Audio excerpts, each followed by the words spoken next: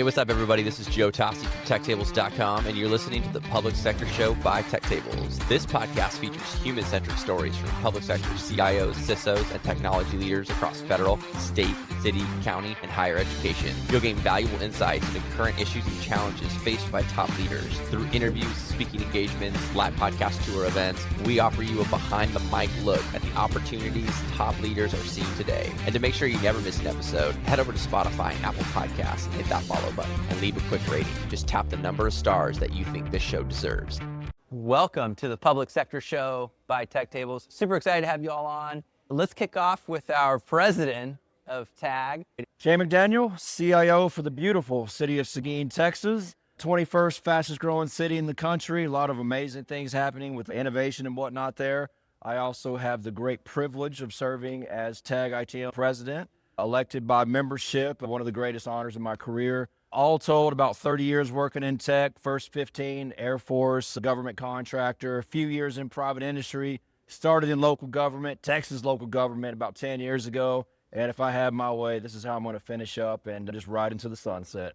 I love it. So what would you say in the last podcast? You tried private industry to find your true calling in public sector? Absolutely. So there's an article out right now. It came out April 1st, if I'm not mistaken, ironic enough, April Fool's Day, that really tells the story. And just a snapshot, the day before I turned 40 years old, I was in corporate America, middle management. I had employees all over the world. I was the North American cybersecurity manager for Fortune 500. And so we did follow the sun, all that stuff. I was making more money than I ever thought I'd make in my life, but I just wasn't happy. And it wasn't anything to do with the company per se, or the people I worked with were awesome. But just different countries, different cultures, different religions. We did quite well together. But I realized after 15 years in the federal government, military, and then I go to private industry for a few years, and I always enjoyed what I was doing and the people I was with, but something was missing.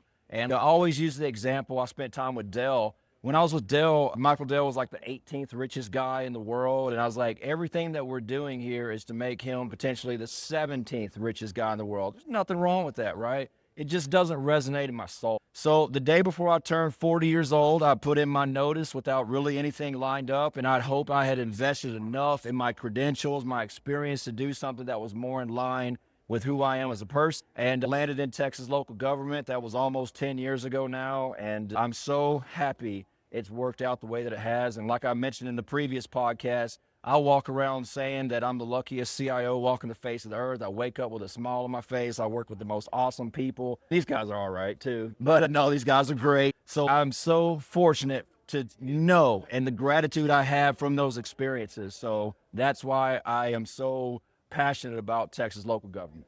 I'm only laughing because I told you I was younger than you. We talked about this on the last podcast. I want to see your driver's license, you just told me 40 dude. plus 10, so yeah. Some of the math didn't add up there too. Yeah, that math ain't mathin'. Hey man, East Texas Public School, grain of salt, dude. Jose? Yeah, absolutely. Jose Mendez, I'm the IT director for the town of Flower Mound in North DFW. I've been doing local government for the last 8 years. Kind of really fell into it. So I don't have the same experience that Shane did. I got into it knowing nothing about local government IT, but I'm fascinated by just the inner workings, the departments, the connections, the ability to impact people's lives, day-to-day stuff that really you don't see anywhere else except for Michael Dell's private plane and paying those dividends. But before that, I was at a MSP and doing IT work for a lot of small companies. And then I had a stint in local government. I've been doing this, again, 2 decades. Have previously served as an IT director at a growing city. Did you name Salina's 21? That was Number 21. Number yes. 21. So I think Salina's number 1 or 2 in terms of growth. No big deal. Yeah. Humble brag. But 20, to be proud of the 21st. There's 20 of you ahead of you. But it's a growing city. It's 10,000 people a year. Had to really plan and focus on the future.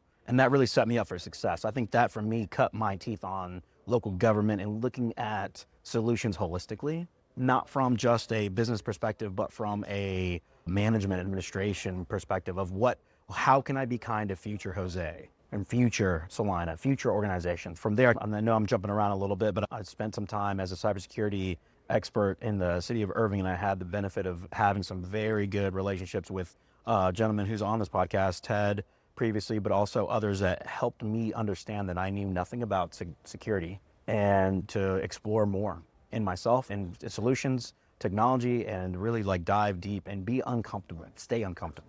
So a little bit about me there. Yeah, I love it. Do you collab with Melissa in Frisco at all? So Frisco is what I call the preeminent local government organization. I talked to Steve LeBlanc and Greg Gibbons. He's a cybersecurity, I think he's a CISO there now. Very wise. They've got a lot of support. And so I feel like they are the ones that are really pushing the boundary of local government where most people might not want to go.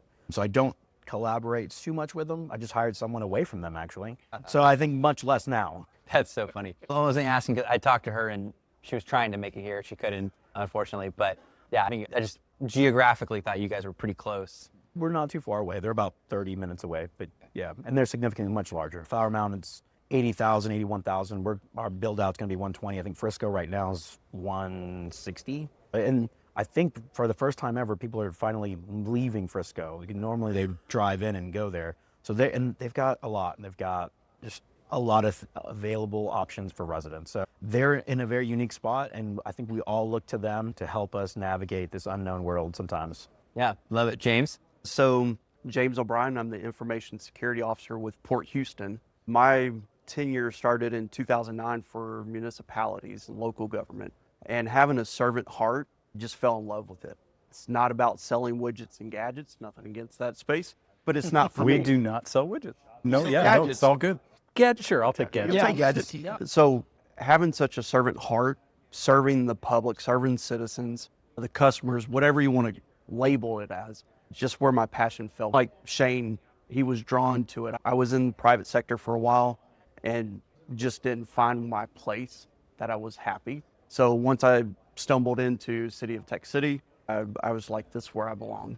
I love that. Like one of the cornerstones that I tell people, a native Texan serving my fellow Texans, that means so much to me. Not many people understand like some of the craziness with technology or cybersecurity, what have you. It's all good, y'all. I got y'all's back. I'm honored to do this on your behalf. So like that's my gift to my community, or what I believe in my head at least, like giving back and just watching their backs. Yeah, love that. Ted? Yeah. So Ted Gruenloh, CEO of Nomic Network. We're a vendor, so I'm the vendor sitting here at the table. But what's interesting is you guys all talked about the servant heart, and what I'm hoping is when I say this, I'll get subtle nods of agreement and not like subtle no's when I say this. But our organization is like purpose-built to serve what you guys are talking about. And honestly, I wouldn't be doing it if it was the Michael Dell philosophy, right? That doesn't resonate with me. So what resonates with me is helping lean IT teams, helping out building solutions that are easy to use for smaller organizations, that sort of thing. Don't want to make it a product pitch, but that's why we're here. That's why we're at TAG. It's why we're involved, and it's why I would consider these guys friends. So yeah, I love that. I feel like I need to give myself an intro right now too. So I love the mission part. I talk a lot about, I've got this podcast, and I kind of laugh at people because most folks have never run a business, and so they'll be like, you're in the private sector. I'm like, dude, I'm one person, come on. I'm like, it's not AWS, all right? Let's be real, okay? One person, small business owner. Long before Tech Tables existed, I've been coaching high school basketball. Right. So I've been going to campus, and then some people are like, oh, so like you coach your kids' little league team, and I'm like, so different sports, so let's just get that, and high school, right? But just being on campus, like being with the kids, like K through 12, like that's it. At least in Cal, and I live in Southern California, a lot of kids get an iPad, right? And it was so interesting to me when the intersection between hardware, software, even simple things like, when you talk about cybersecurity, I'm in the locker room before the game and the kids are messing around on the network and I'm going, guys, you know it's being tracked, right? And they're like, what you mean? I'm like, so DP High School is a part of the Santa Barbara Unified School District, and they have this guy who's the CTO, and they're like, what? Yeah, it was just so funny to see like all that, like their eyes just rolling and coming together. But yeah, same thing, like they literally make almost $0 coaching. They give you a stipend some years, and some years it comes in the mail 12 months later. So you just are like, this is just Christmas money. not why you're doing it. You don't show up at all. Labor of love. Yes. It's the passion for it. Yeah, it's passion for it. People love it. And 100% right. And like investing in the kids, and it's just so fun. So that's the part of like public sector that I love, and Tech Tables allows me the flexibility to be able to do that. So I love the mission part, because even sometimes for folks in public sector where there's a little bit of pushback, I'm like, dude, I don't even really get paid for this, all right? I am public sector, let me tell you. So I'm very excited about this podcast. I've talked to a lot of people who who have just, it's not often that you get the CEO of the company to come on, which I think is a testament. Could have sent a sales rep, maybe a sales engineer. Same though, as you said about running an organization, like the whole CEO thing. Okay, man, like we're not Fortune 500. Like it's okay. Like just. I got your title. But thanks though. Chief Everything Officer. There you go. That's exactly right. Yeah. I did have to ask him, how did you like to be addressed? Can I just call you Ted? Yeah, and I couldn't even answer the question. You can. Ted? So Ted's team, they got some cool swag. I've got this one. None shall pass. Yeah. Did we see that? Did we see that? Did we see that? Yeah, we see that, Tim. Okay. Are you going to cut the sleeves off of that? How much about this one? Did you pay him to? Nice. And this is our sponsor break. There we go. Yeah, This is our sponsor break. brought to you by. I feel like this was planned, maybe. I don't know. Could have been. No, this is completely spontaneous. Spontaneous. How about Just that? bust that out. Oh, yeah. Because your t-shirts don't Isn't that a fit me great that way. T-shirt, by the way? It's a great T-shirt. I'm Like gonna the work out. brand and it's a great T-shirt. Yeah, it's a great T-shirt. All right, James, I'll kick off with you. During our prep call, you mentioned that leadership is about finding the nuggets from mentors rather than copying someone else's entire style. What's your process for identifying those leadership nuggets worth adopting, and how has that shaped your approach at Port Houston? I don't know if there's necessarily a style, but it just, you have to be intentionally listening. Like our keynote this morning, there was some great nuggets out of that. I'm already like, how do I plug this in? The 20-20-20 rule. Instead of going A to Z on a project, go Z to A. What's that smiley face at the end that you want to get to, and build it backwards? Hold on. Explain the 20-20 for those who are listening and the Z to A. So the 20-20-20 rule was the human attention span is technically less than a goldfish. I'm sorry, can you start over? Yeah, you lost me. Yeah, you lost me already. Come on back. Let me get the hook. Let me get the hook. I got it. Oh, yeah. Yep. Okay. I'm there. And it was, we're more effective working 20 minutes and then taking a 1 minute break and then come back, work 20 minutes. It's building that little bit of habit. So that way you sit there and you say, I'm going to work 4 hours. 20 minutes into it, you're finding your phone, you're finding an email, you're doing something else that's distracting. So how do you be more productive in what you do and more focused? So the gentleman talked about the 20-20-20 rule, and I was like, that's a good little nugget. So it's the approach is actively listening and being willing to hear something new, because I don't have it all figured out. Every day I'm a student in some way, whether it's talking to a friend, family, a mentor, industry partner that's friends. Like those things come about by having the relationships and just being intentional about it. Like I always want to improve myself because I know I want to be better than yesterday. And how do I do that? I have to be intentional in whatever it is with myself and what I'm doing to be better. And you're teachable because you told me offline that someone told you to trim your beard, right? Yes. Said you need to trim it up. Yeah. Yes. What I always like to say is reachable and teachable. Cover this a little bit, but being teachable as a leader, being teachable, that reflects right back on your team. Right. If your team sees that in you, Yes. that's like gold. Because they want to know that you're willing to listen to them as the leader, take their input, because they're the ones that are in the trenches. Their expertise is I should have smarter people in the room that makes me look good and I make my boss look good and so on. But it comes because you're willing to learn, you're willing to listen. I don't have all the answers, but I want to make improvements upon myself. So just a quick follow-up, you also described your transition from keyboard warrior to strategic leader. Tell me more. I had a really great admin in Texas City, and when he started, I was an admin. He started as, I think, IT help desk, whatever the title was, and that was before I became the IT director, and he was running circles around what I did and what I knew, and I was like, I'm no longer qualified to be that anymore. And I started reflecting upon it. I had that fearful moment. What am I going to do? He's surpassing what I'm doing, and he's doing it really good. So what's my next lane to jump into? And that's where I saw leadership as my next avenue. Let me help coach, let me help mentor, be a continual student, and take those nuggets and pass them on. Proud to say the guy's now the IT director. He moved from Tech City, he became director there, moved to another city, and now he's the IT director there. And inherently, he still calls and reaches out like, how do I do this? I've got this personnel issue or whatever it is. So the networking, the expertise from TAG, I get to hand that down because this has been my wishing well to pick up so much from. TAG has been that for me. Yeah, I love that. Jose, every leader has their kind of own unique journey What kind of leadership principles have proven most effective at the town of Flower Mound for you and your team? For me, I have to say accountability. Like that is really high on my list. I want to be accountable to them. I want them to be accountable to me, to our stakeholders. Our taxpayers. So I evangelize being accountable. And one of the things I've really adopted recently, coming from a little bit of a cybersecurity background, is trust nothing, verify everything. And I say that because it's really easy to take the first answer you get, but taking that little extra effort and holding yourself accountable to getting the answer is invaluable for your team and your organization. So for me, I preach that. I will have, even if it annoys people, and it does, it will rub some people the wrong way. And even if I just don't, I'm great. I believe you. I believe what you're saying.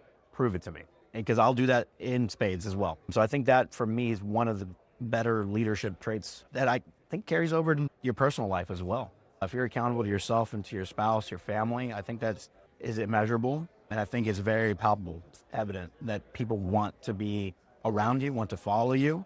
They want to do right by you because you'll do right by them. Yeah, no, I like that. I've been to the Ronald Reagan Library in Simi Valley, not too far from Santa Barbara, and he's got the trust but verify.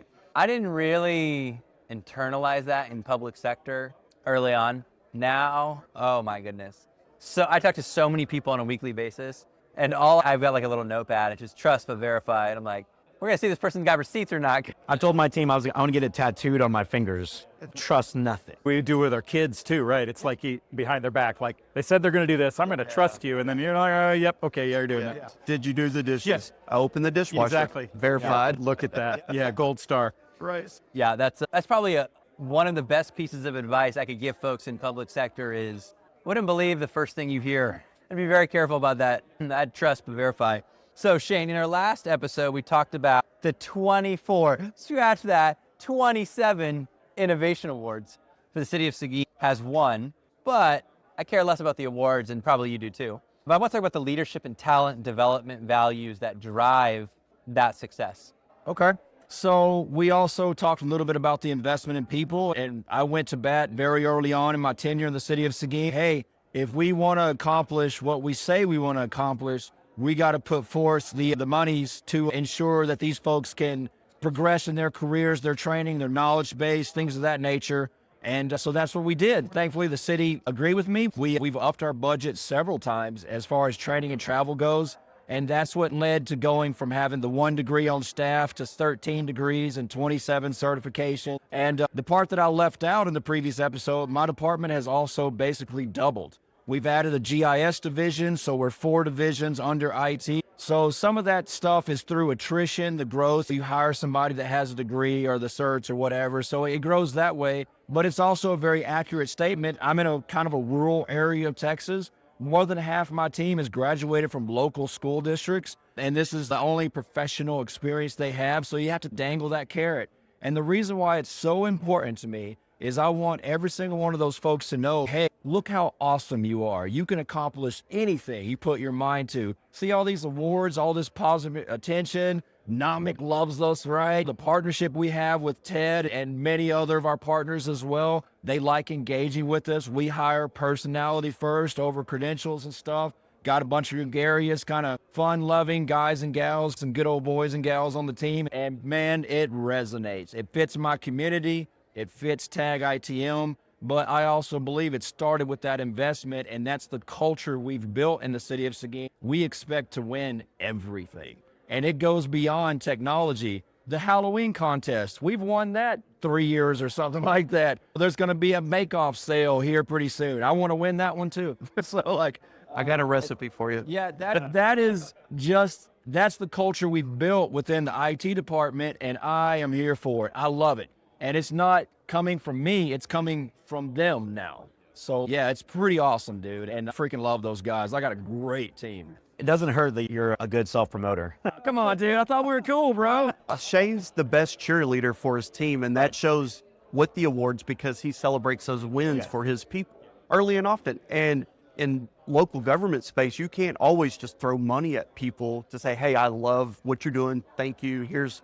a buff. Yeah. And that's a short-term fix. It's a short high, and then it falls off because they're like, okay, I got that bump. Now I'm ready.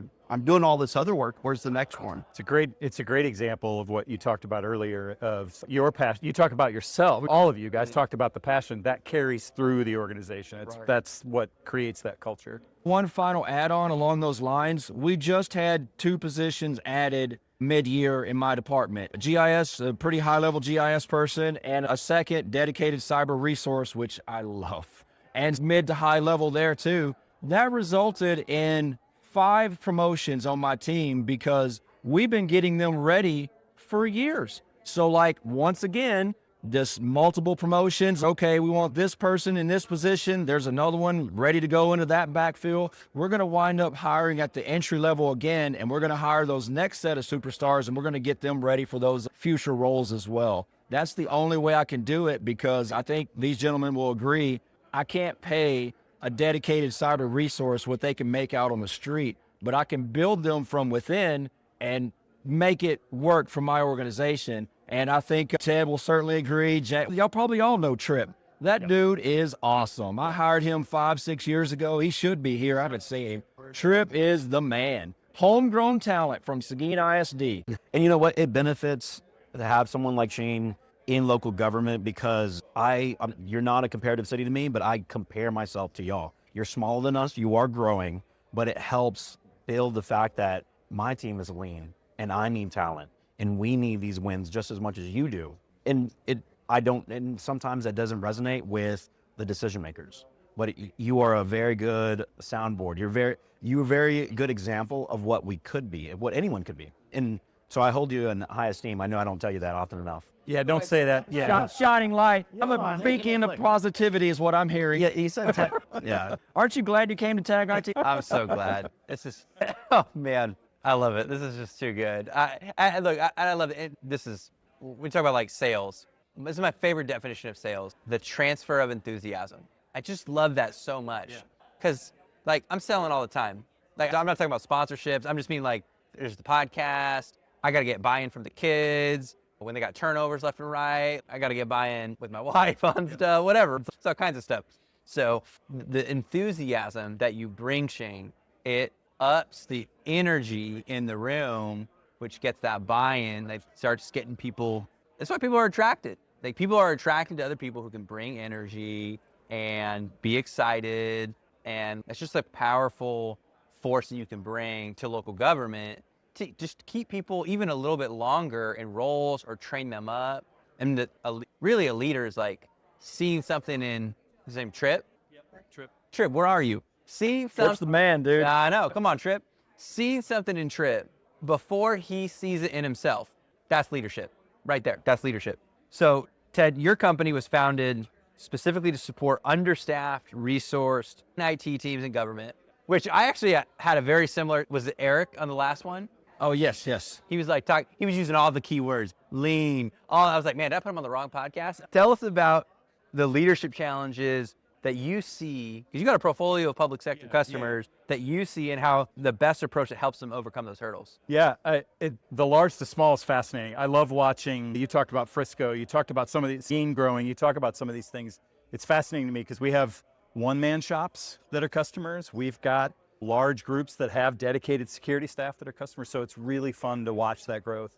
Leadership challenges, I was going to dovetail off what you just said, which was you talk about the enthusiasm. Enthusiasm's great, but if you don't come off as sincere, that enthusiasm really just comes off as schlocky circus barker. Like it doesn't mean anything. So if you're going to grow an organization like Shane has, that there has to be a level of authenticity there.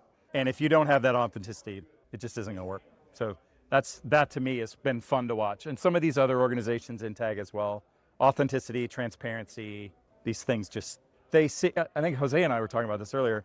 Like it seems obvious, it's in all the books, right? It's in all this other stuff, but there are a lot of organizations that don't have that culture. They have not built that culture out correctly, and they're hard to work for. And so anyway, yeah, I think transparency and authenticity is really key there. I think that carries over too. It must be something similar for you guys, but I don't know why I track this. But since I've been in my role for 7 years, we've worked with well over 400 partners to deliver all the technology services there in the city of Seguin. It ranges from not great to outstanding. And so it's so easy to see who your true partners are. You can just see it through the smoke and whatnot. And I got to give credit to Ted, and not just Ted himself, but his team. The culture there, very early on, we picked up on that. And I share with you guys, very few of our partners have my personal cell number. These guys do, because it's not just sell me a product and protect my environment. It truly is a partnership. We've grown with them. And by the way, I'll be the first to raise my hand whenever, hey man, is considering this technology. Would you mind saying something? Yeah, dude, absolutely. But I also think the proof is in the pudding. I heard Greg mention at orientation, last year at TAGITM, there were 17 leads and you closed 13 of them. I don't know, I've never worked in sales, but my God, does that sound high? That's amazing, dude. It is. We haven't covered this in the podcast yet, so I'll just take this over. It's fine. Step aside, Joe. It's all good, dude. But we haven't even really touched on how great this organization is at making the industry partners, as you call us, right? The industry partners and the agencies or organizations on an equal footing. And that is, I can't tell you how many organizations we work with in other states that are not like that, where you're off on the side, you're the vendor over there, we don't really trust you. I get it, we're vendors, you're tired of getting sales calls, I understand. But the partnership stuff works. That's a call out I wanted to make. Is he called you a partner? I bet you I know. He didn't say I'm a Nomic customer. And that's what I tell people all the time. I was like, I can have these transactional relationships with anyone, but I need you as a partner. And I think that is differentiating between the two. I think you need to critically evaluate your situation, your organization, your team, and hold people accountable. Again, back to accountability. And we literally, from the vendor side, will coach vendors on how to create those relationships, because we've been doing it so long here in Texas specifically about, no, guys, no, you don't understand. You got to go to the events. You got to come at night to trivia, and you got to sit at the table, and you got to all that. You got to put up with Shane. Yeah, and it's not. You got to. Sorry, man. It goes back to the whole thing of you intentionally have to build that relationship. Yeah. Because if you don't, okay, I can go buy a widget and something bright, shiny object off the shelf, and okay, it fixed something. But when I need more, I don't have that relationship. And again, that authenticity is so key, because you can see right through it if it's not there. So, yeah. Look what it leads to as well. You touched on the salesy thing, what have you. I don't get sales calls from Ted or his running mate, Greg. Anytime they email, call, text, whatever, it's, yeah, dude, what's up? So that's the relationship that's been built and established. Every partner out there should aspire to operate in the same way, because it's just a level of trust that's earned. I do have some other great partners too, but I wish I had a little more of it, to be honest. Yeah, I've got such an interesting perspective meeting with so many CXOs and meeting with so many vendor partners. And I can just tell, I'm like, doesn't get it, that missed the boat, that's a pick six. Oh, you threw an interception downfield. Pick six. I love that. That's horrible. But seriously, I probably met with, I don't know, what month is it? April? I met with 80 vendors this year already. And a lot, it's tough. I'm like, dude, I think you just don't get it. Like, it can't be a lead in the database or CRM. Like, you're gonna build relationships.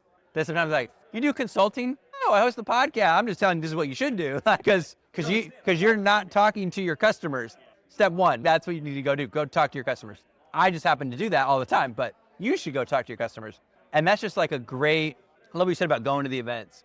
You can't be known if you don't go to the event. So I threw an event.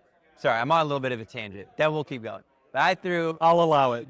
I threw an event last year in Seattle and Bellevue. We had some folks come from Olympia. And what was striking was some people were like, oh, I didn't know some of the state agencies were going to come because it's in Seattle or Bellevue. And I was like, I know people in Olympia. How do you know people in Olympia? Because I went to Olympia, because I went to a bar with the state CISO and with other agencies and broke some bread, right? That's how you go. Like in Houston, I didn't just show up on the doorstep in Houston. Like started with Summer, who's the deputy CIO for project management for the city of Houston. 3 years ago, she gave a talk at Task, one of the rare local government. Summer, great talk. Hey, I'm gonna have this podcast at the Commodore in Austin. Do you wanna come? Sure, why not? She comes, then those relationships compound. And it was like, hey, like, I'm going to be at Gartner in Florida, in Orlando. Oh, cool. Hey, why don't you meet the whole team? And then why don't you go? And I just don't think people understand, if you don't have an agenda, doors just open. The IT director in the city of Santa Barbara, where I live, it's so small. It's maybe 50,000 people. His buddies with him. It's crazy. I just see Justin on the street. And he's like, hey, man, make sure Shane doesn't kill you on the podcast. Y'all remember Justin Cure from Longview? Yes. Yeah. Okay. He's in Santa Barbara. He's in Santa Barbara. Oh, wow. Hey, shout out, Justin. What's Yep. up, Justin? What's up, Justin? Come back home, buddy. Oh, no. Justin, to meet you at Handlebar Coffee, my man. Oh, wait, and because it's just a theme, shout out Rishma. I know. Rishma's the CIO in Las Vegas, the airport. Oh, Rishma. Oh, what's up, Rishma? Yes. Yep. Yeah, he was a little slow, but he's tired. He's tired. Might have been up late last night, Rishma. My bad. He needs another coffee. So, James, Port Houston has implemented, I believe I got this right, hybrid work culture, right? You're the hybrid, right? That you talked about requires a lot of over communication, which I love that. So no matter the leader, team communication is just so paramount. And we covered this a little bit we talked about Extreme Ownership, the book, and the previous podcast.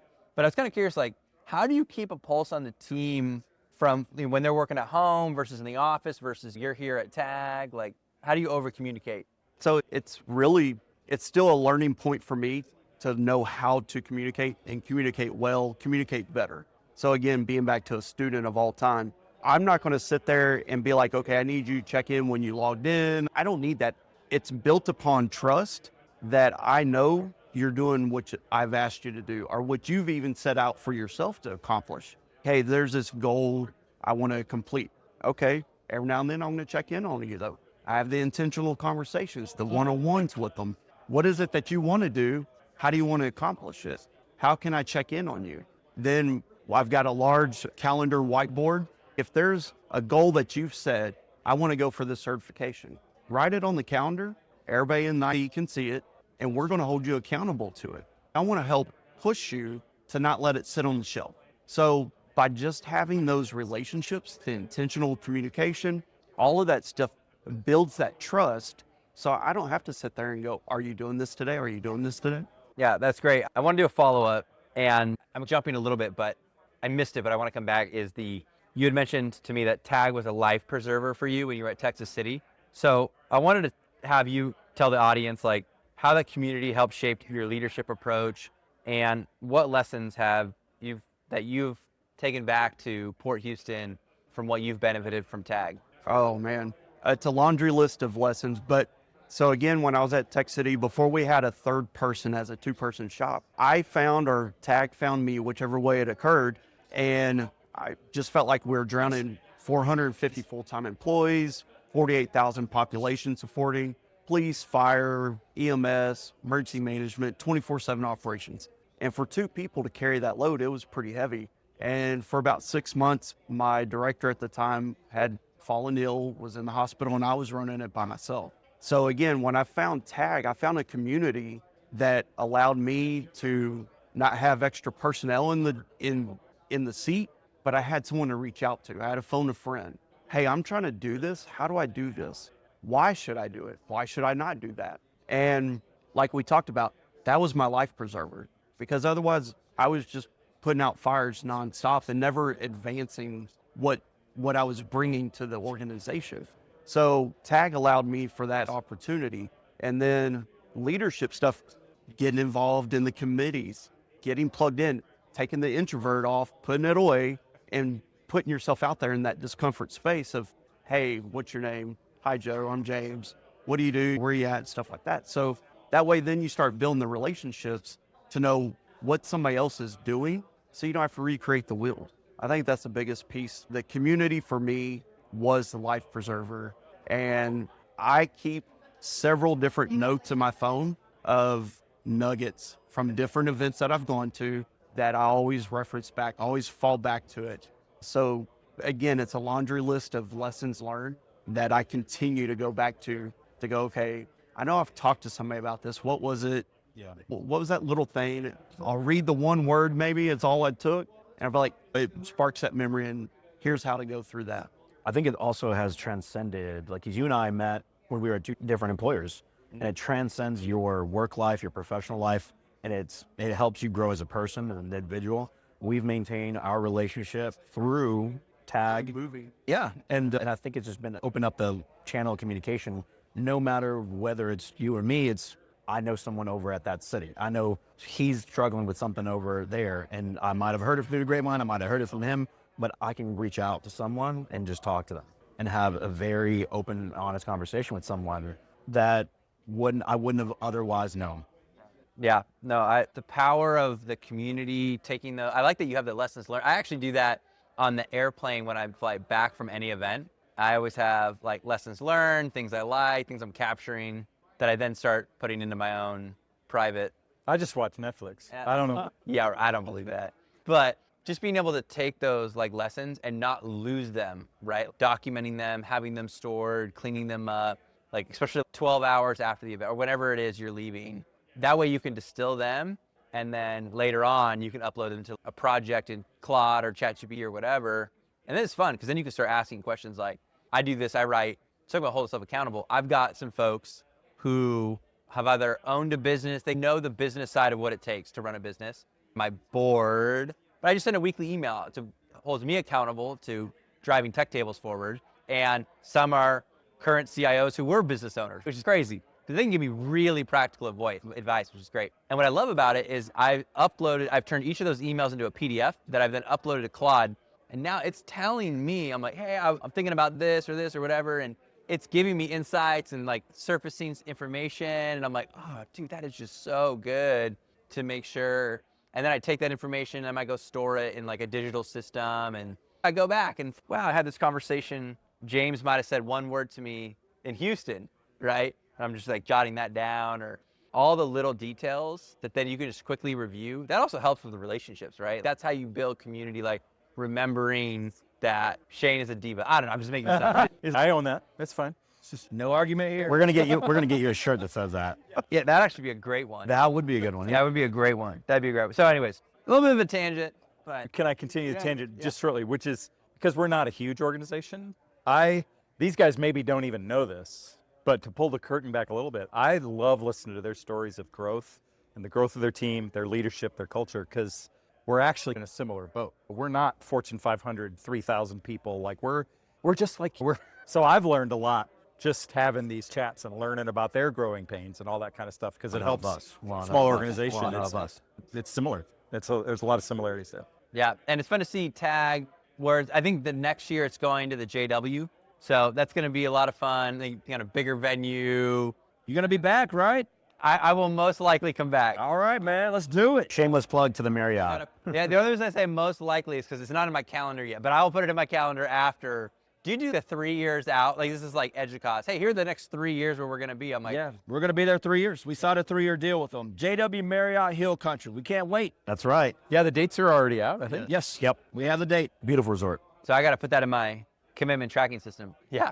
I think just like when you can build a community, bring people together, it's so powerful, especially for local government. I think it's such a different animal than like the state agencies or some of the other, or even like higher ed. And there's just a unique piece where there's that we're in it together type of mentality for local government, which is fun, right? 100%. You could, but you wouldn't get the love that's happened on this couch. That didn't come out the way I meant for it to come out. But seriously, you wouldn't get that if it was banking or some of these other verticals. You just simply, from a vendor perspective, you're not gonna collaborate like you do in local government. So our customers are so unique, right? We've got law enforcement, we've got dispatchers, we've got Fire, EMS. You got a paper pusher and utility billing. You got, not to say it as a pejorative, but we've got such a variety of customers, stakeholders, that it's an ever evolving process. And it really just has you stretching your mind if you want to. I think that's the other. If you have the desire to stay and remain hungry and be a hard worker, that's absolutely right. Local government is ripe for that. Yeah, I love that. Okay, so we're going to do a little twist as we wrap up. We'll start with Ted. We'll let Mr. President finish. All right, best for last. As we think about TAG 2026, I want to hear what's the best pitch why local government should show up here in 2026 and beyond. Oh wow! I think if you've made it this far in the podcast, Go from a vendor's perspective, and then we'll go from. You haven't fallen asleep yet. it really is just reiterating especially from a vendor's perspective, the whole you don't get it. You mentioned that earlier. Like you just have to understand the relationship. If you were here, my biggest pitch for 2026 would be, all right, if this was your first year 2, right? And then year 3, let's talk 2027. And that's when the benefits really start rolling in from that perspective, because and again, it's not a manipulative relationship thing from a vendor perspective. It is an authentic relationship thing. And it takes 2-3 years, like, to really build that before some of these guys are going to listen to you, right? And you build that stuff out. So I would say, don't even talk 2026. If this is your first year here, think 2027. But they got to show up next year. Yeah. Of course, yeah. You got to start somewhere, right? You can't just do every odd year. Yeah, you got to be here for Yeah. Yeah. No, okay, so real quick. Yeah, no, I absolutely love that. My first ever public sector event I attended was Task in Galveston. I couldn't put Galveston on a map when I showed up. Yeah. And I had a hot 30 episodes out. And this is the power of you just keep showing up. Now we've published 199 episodes. Awesome, man. Are we number 200? Are we doing the golf clap? No. Not quite. Bro, you're going to be like 225. I got that. All right. I got more content I got to keep publishing. But continuing to go back, and those relationships they grow, they blossom, and sometimes you see people out of state, sometimes you see people in state, but yeah, continuing to show up. And then even great folks from Task came here today. That was like amazing. That was like incredible, right? I think that's just like such a powerful, especially what you said. If you're a vendor partner, building those relationships without the expectation of, hey, you know what, I want to get some deal tomorrow or next week or next month or whatever. You're like, hey, my goal is to build 20 great relationships. That'd be a great goal. It puts a whole lot less pressure on yourself, and you're just hanging out with 20 great people, right? Even the same thing. If I was CXO, it's the same thing. I'd be like, hey, I want to build some relationships because those people are working on projects that I want to know what they're working on. All right, 2026 pitch for TAG. One, I'll be the president, so why not? Yeah. Why not be there? We'll get away from that little situation we've been dealing with for the past year. I hear it all the time from talking to people. They're like, this is so different. Our event is so different. Our community is so different. I think it's so unique that hearing from the industry partners, they're part of it. They have a committee. We're getting feedback from them.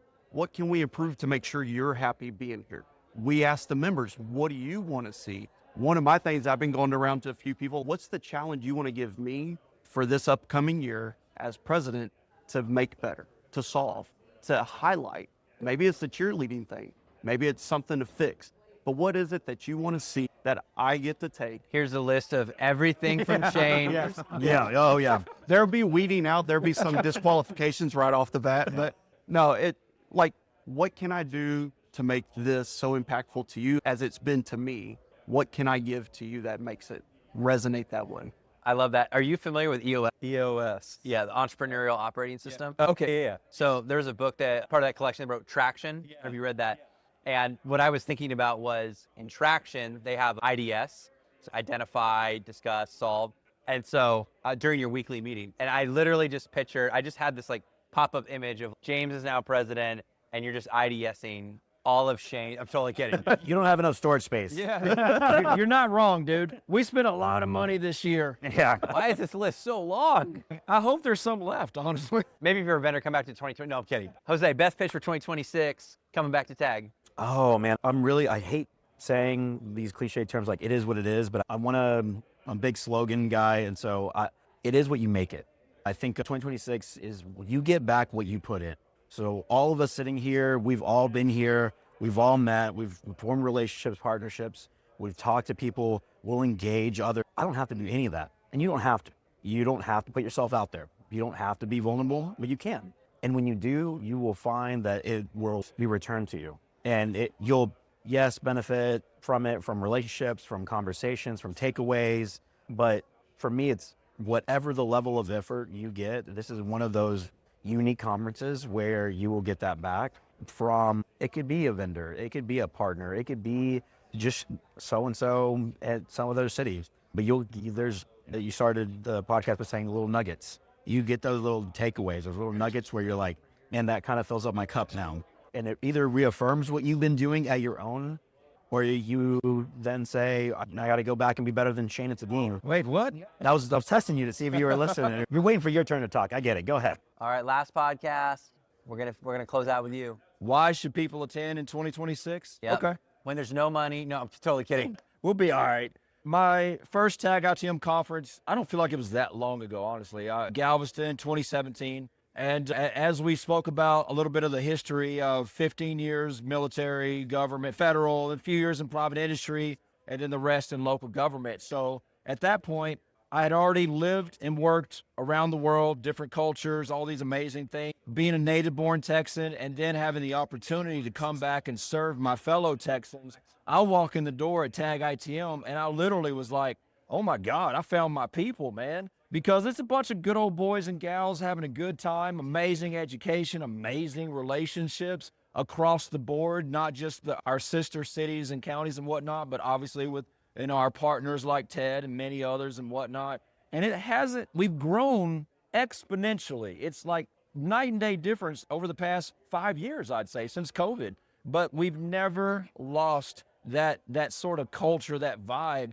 I've always said that TAGITM, as a Texas-based organization, reflects Texas values exceptionally well. And that's why I fell in love with the organization. Early on, I wanted to start volunteering and helping out, and one thing led to another. Here we are. And 2026, any blue-collar folks or anyone in local government looking to get their footing, maybe you're new to local government, maybe you're not. You just want to establish those relationships. Bring it on, man. Because that opportunity is there for everybody. That's why I would encourage people to show up in 2026. How's that sales pitch, Ted? That's pretty good. I do actually have something to throw on the end, if you don't mind, which is, and we've changed our focus internally about this.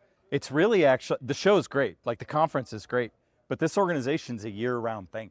These organizations, these relationships are not just, I'll see you in April. Like, these are relationships that are built way over time. You guys have your quarterly meetings, you have your listserv, you've got all your committees, all these things happen, and it's really a year-round thing. And it's almost like this conference is like a celebration of all of that, and like a culmination of all of that. So I just wanted to emphasize that a little bit, because it's not just, I'll see you in April. I'll see you next All right, year. Ted, you won. Best for last. You got it. You got it. Killed it. I love it. Thank you for coming on the Public Sector Show by Tech Tables. Appreciate you all.